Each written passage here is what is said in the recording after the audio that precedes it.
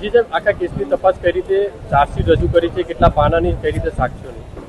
ગઈ તારીખ 22/5/2025ના રોજ ઉધના વિસ્તારમાં વાહન ચેકિંગમાં હતી. એ દરમિયાન એક વ્યક્તિ મળી આવેલ શંકાસ્પદ, જેના વાહનનું તલાશી લેતા એમાંથી મ્યુલ અકાઉન્ટ્સના જે ડોક્યુમેન્ટ હોય એ મળી આવતા પોલીસને શંકા ગયેલી અને એના આધારે પોલીસે ઊંડાણપૂર્વકની તપાસ ચાલુ કરેલી, જેમાં કુલ 4 આરોપીઓની ધરપકડ કરવામાં આવેલી અને આરોપીઓ પાસેથી કુલ 165 બેંક અકાઉન્ટ મળી આવેલા, જેમાં એના ટ્રાન્ઝેક્શનો ચેક કરતા કુલ્લે 1550 કરોડ રૂપિયાના ટ્રાન્ઝેક્શન હતા.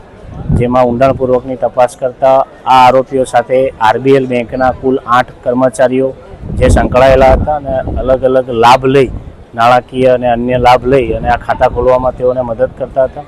જે તમામ તપાસ કર્યા બાદ કુલ્લે 88 દિવસની તપાસ કર્યા બાદ પોલીસે ઉપરોક્ત 4 આરોપીઓ જે છે એના વિરુદ્ધમાં આજે ચાર્જશીટ કરી છે અને કુલ 1,50,000 જેટલા પાનાની ચાર્જશીટ કરવામાં આવી છે.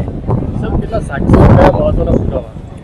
આ આખી સમગ્ર તપાસ દરમિયાન કુલ 200થી વધુ સાક્ષીઓ તપાસવામાં આવ્યા છે, તેમના નિવેદનો લેવામાં આવ્યા છે અને જે ખાતા ખોલાવવા માટે આરોપીઓની જે એમઓ હતી એ એમઓના પુરાવા મેળવવામાં આવ્યા છે અને પુરાવા આધારે જ આરોપીઓ વિરુદ્ધમાં ચાર્જશીટ કરવામાં આવી છે. અને જે 165 અકાઉન્ટ મળી આવેલા એમાં સમગ્ર ભારતમાં સાયબર પોર્ટલ ઉપર કુલ 2500 ઓનલાઈન કમ્પ્લેન રજીસ્ટર થયેલી છે, જેમાં ગુજરાતમાં 265 છે અને સુરત સિટીમાં કુલ 37 સાયબર પોર્ટલ. તમે જોઈ રહ્યા છો સેવા ટાઈમ ન્યૂઝ ચેનલ અજમલ જાતવની સાથે.